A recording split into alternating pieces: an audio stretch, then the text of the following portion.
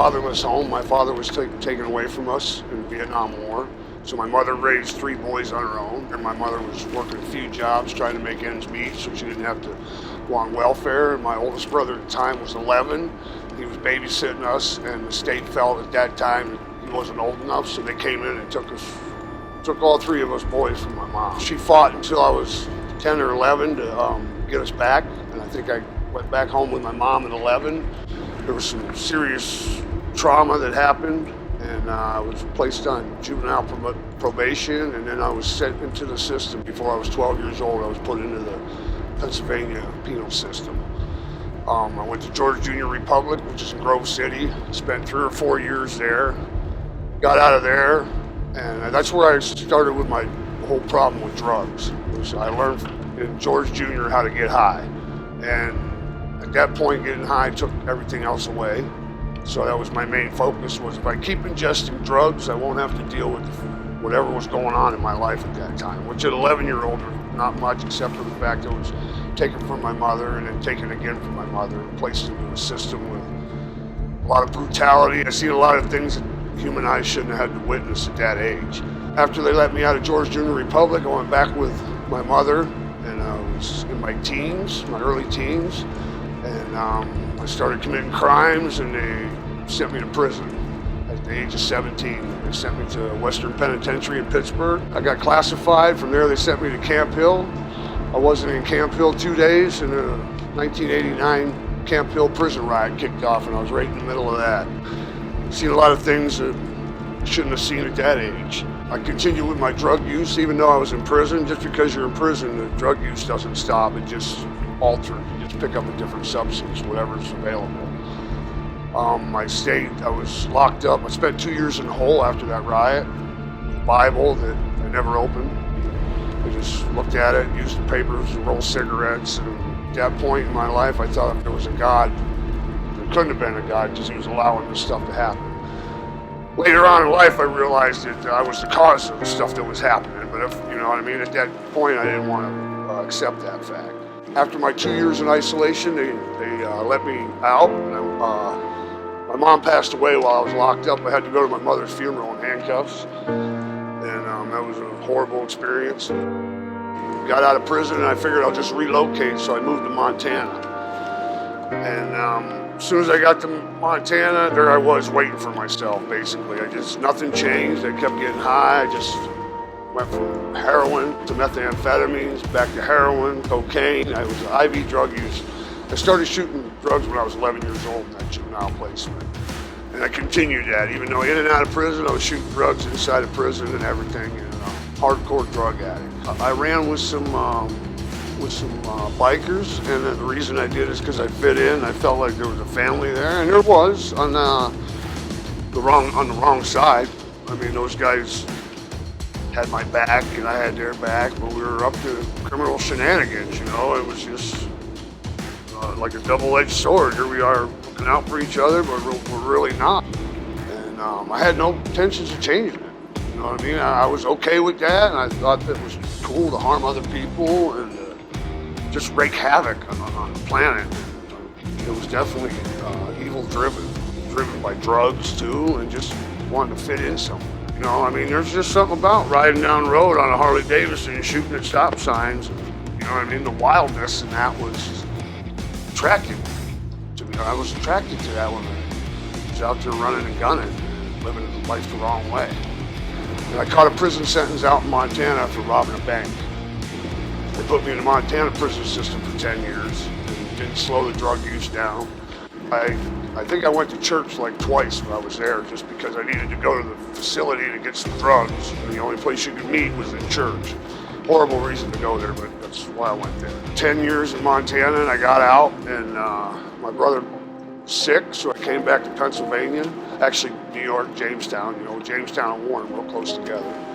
And a horrible thing happened. My brother passed away on me, and I was too involved in my drugs that I couldn't spend his last day. I mean, he knew he was going to die that day, and he asked me to stay there. And I couldn't do it because I had to go get high.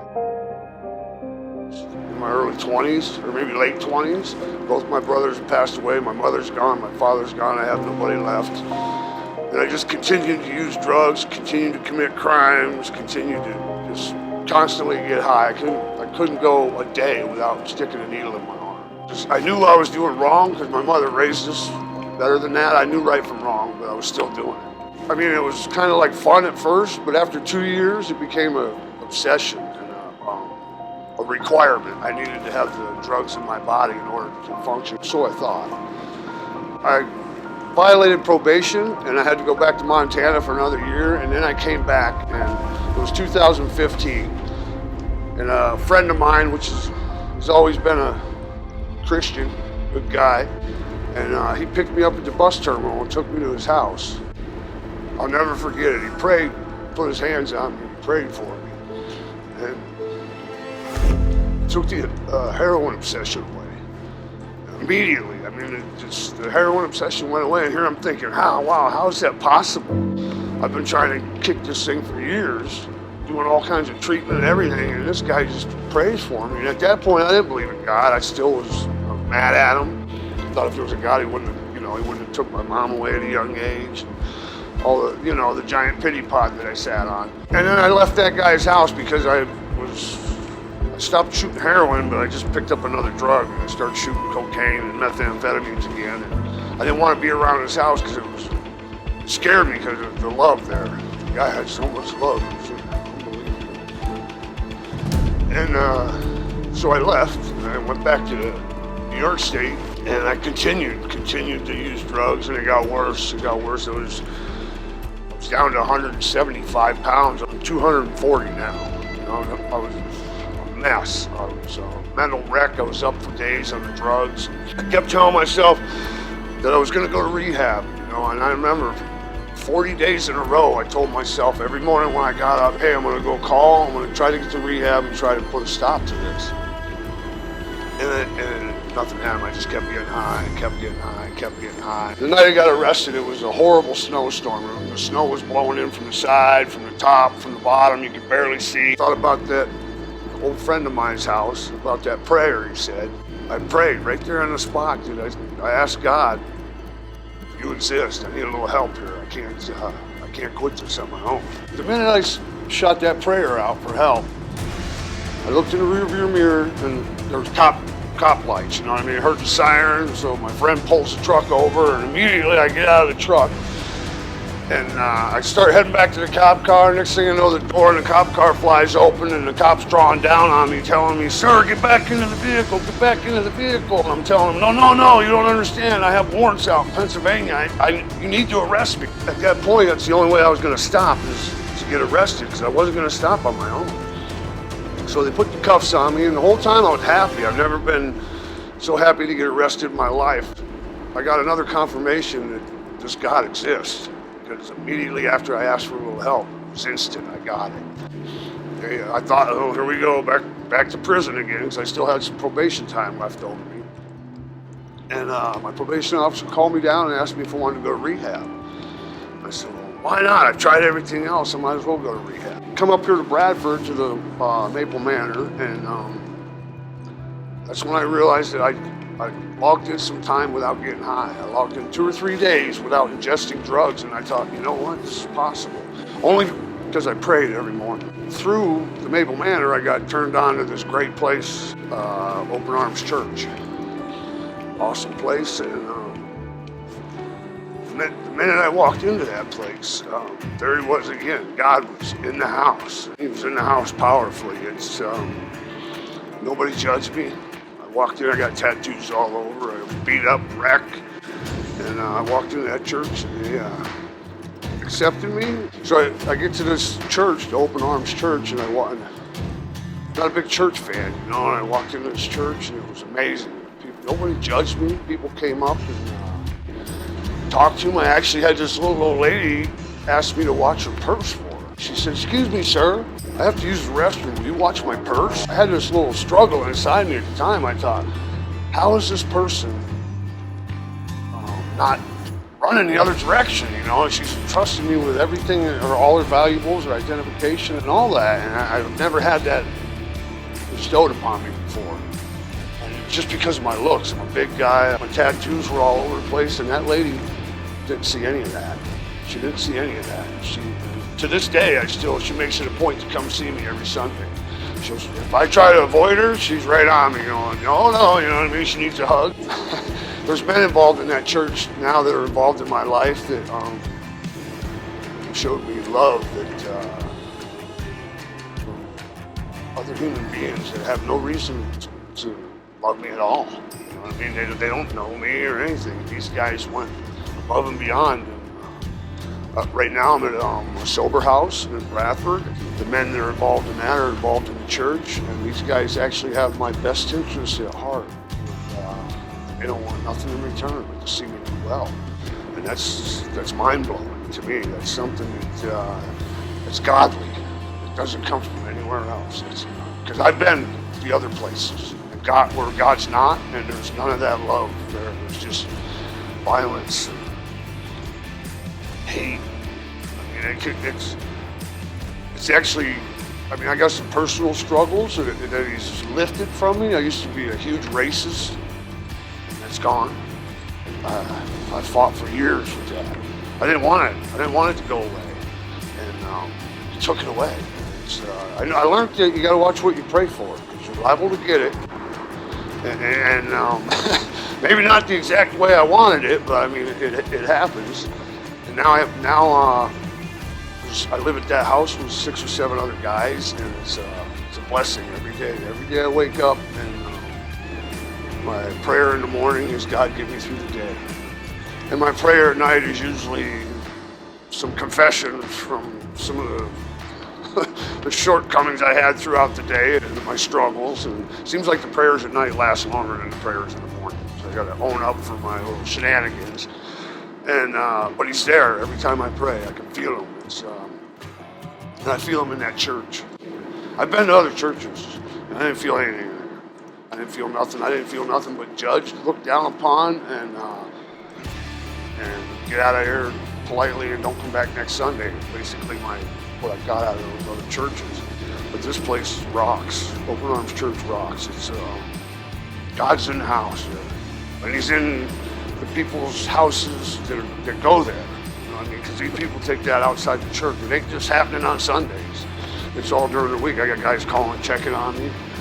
And I'm not a big reader, but I really like the New Testament. The Old Testament scares me. And I like the words that Jesus says, and I do a lot of praying. And for a heroin addict that survived on drugs alone, just for me to get up in the morning and have faith that God's going to get me through the day without using it is huge in my life. I owe it all to Him. Bottom line, I owe it all to Him and the disciples He sent my way, and the men that He sent and put in my life. I actually have a conscience now. I'm not too happy about that, but I got a conscience now, so I can't even, anytime I even think about doing the wrong thing or having a bad thought, I got this conscience that says, Robert, you shouldn't be doing that. You need to grow. You need to get better. I actually care about other human beings that I don't even know, and that's never been. I actually care about other people, what happened to them, and that's kind of mind blowing. It's overwhelming sometimes. I got this compassion for human life that I never had before. Or maybe I did. It was just suppressed with drugs. Being an addict, you struggle. There's not going to, I can't say that it's going to be, you know what I mean, all unicorns and rainbows.